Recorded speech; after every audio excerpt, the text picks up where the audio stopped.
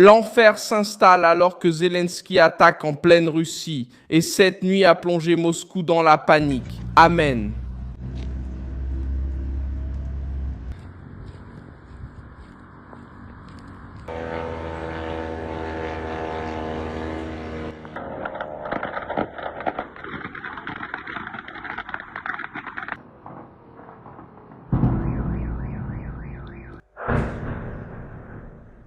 L'Ukraine a porté la guerre jusqu'à Saint-Pétersbourg, frappant des infrastructures pétrolières dans le port et visant également Kronstadt, un point militaire sensible dans la mer Baltique.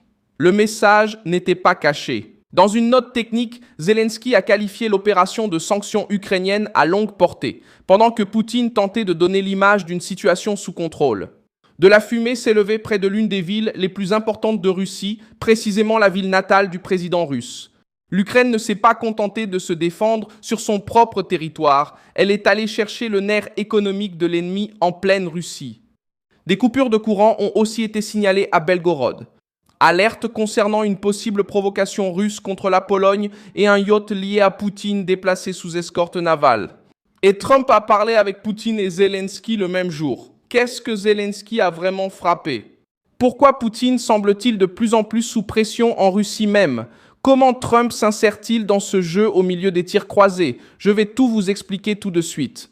Si tu aimes ce genre de contenu direct et sans détour, pense à t'abonner parce qu'ici il y a une vidéo comme ça tous les jours. Les forces ukrainiennes ont attaqué dans la nuit du 4 juillet 2026 visant la région de Saint-Pétersbourg et des points proches de la mer Baltique. L'objectif principal était l'infrastructure pétrolière portuaire, considérée par Kiev comme faisant partie du mécanisme qui finance la guerre russe. Il y a également eu une attaque contre Kronstadt, une cible militaire importante selon Zelensky.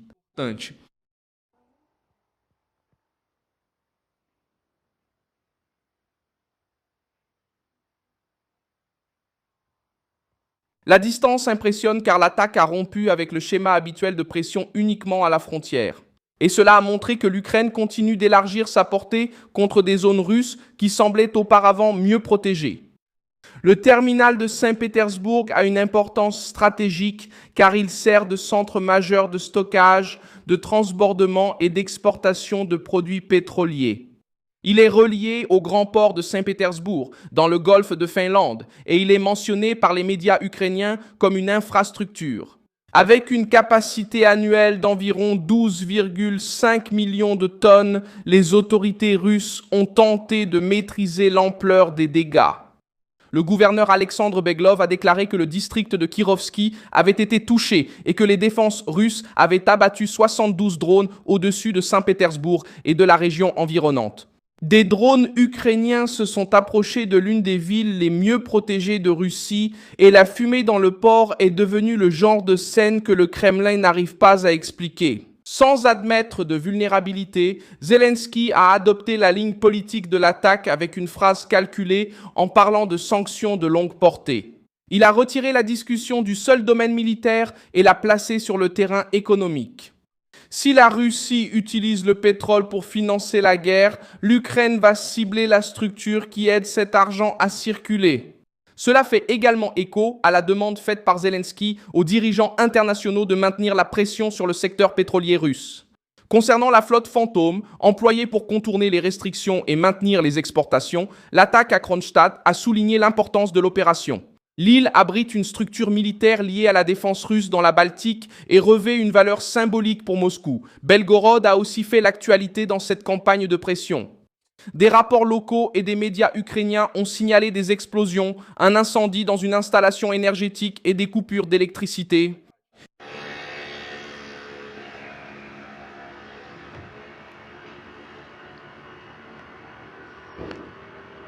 L'information a circulé comme un signe supplémentaire que la guerre est revenue à l'intérieur de la Russie dans des points sensibles, en particulier l'énergie, les communications et l'approvisionnement. Moscou a toujours essayé de faire croire aux citoyens russes que la guerre était quelque chose de lointain. Ces attaques brisent cette bulle. Peu à peu, la réaction russe a suivi le scénario bien connu. Vladimir Poutine a minimisé l'importance stratégique des attaques contre l'énergie et tenté de maintenir le discours d'une avancée sur le champ de bataille. Mais pour le Kremlin, le problème n'est pas seulement les dégâts matériels, c'est l'accumulation. Les raffineries, les terminaux, les centrales, les ports et les bases militaires ont commencé à apparaître plus fréquemment sur la liste des cibles. Chaque attaque engendre des coûts, de la peur, des retards et du doute au sein d'une machine qui dépend autant du contrôle psychologique que des munitions. L'épisode du yacht lié à Poutine a renforcé ce sentiment de pression. Des publications basées sur le Télégraphe ont rapporté que le super yacht Graceful, également associé au nom Kosatka, a quitté les eaux européennes en direction de Mourmansk, escorté par des navires russes. Le navire, d'environ 82 mètres et estimé à près de 100 millions de livres sterling, aurait été déplacé par crainte d'attaque ukrainienne. Alors que la Russie tente d'afficher sa force, des biens liés au sommet du pouvoir apparaissent protégés et éloignés de la zone à risque. Si auparavant le Kremlin semblait à l'aise dans la Baltique, désormais des structures et des navires de grande valeur nécessitent une escorte, une surveillance et une protection contre les drones. Cela ne fait pas tomber Poutine à lui seul, mais cela érode l'image d'invulnérabilité qu'il vend depuis des années. Et, dans une guerre d'usure, l'image est aussi un carburant. La Pologne a attiré l'attention pour une autre raison. Des rapports attribués au Télégraphe et à Honnête ont indiqué que les services de renseignement américains avaient alerté Varsovie sur une possible provocation russe sur le territoire polonais.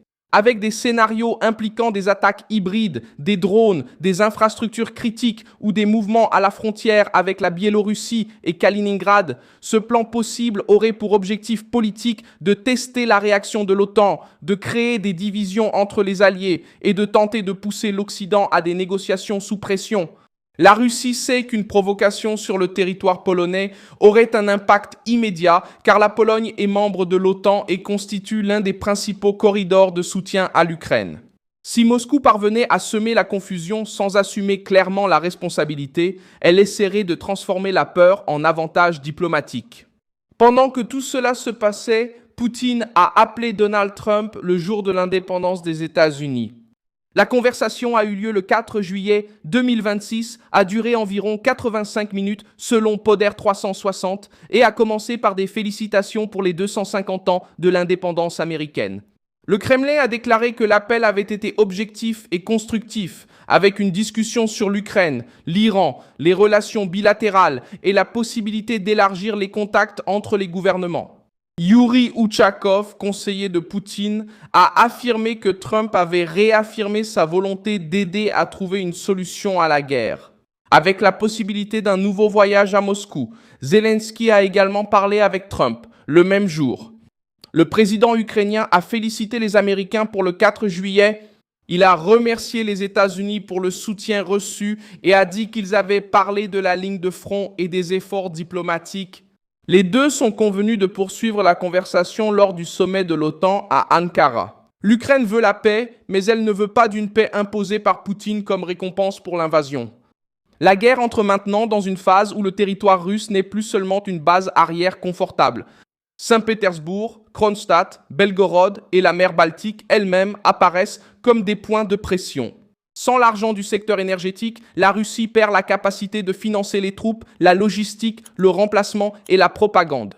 C'est pourquoi Kiev insiste pour cibler les installations liées au carburant et demande à ses alliés de maintenir les sanctions. La prochaine vitrine sera le sommet de l'OTAN à Ankara, où Trump et Zelensky devraient poursuivre la discussion sur le front, la défense aérienne, les sanctions et la négociation. Poutine arrive à ce moment en essayant de paraître ouvert au dialogue, mais sous la pression d'attaques dans des zones toujours plus à l'intérieur du territoire. Zelensky arrive en montrant que l'Ukraine ne doit pas attendre que la Russie décide quand la paix viendra. Merci beaucoup d'avoir regardé cette vidéo jusqu'à la fin. Soutenez notre projet et contribuez financièrement via la clé Pix qui apparaît à l'écran. Nous sommes une chaîne indépendante, axée sur le fait de vous tenir informés au plus près de la vérité. Votre contribution nous aide à continuer.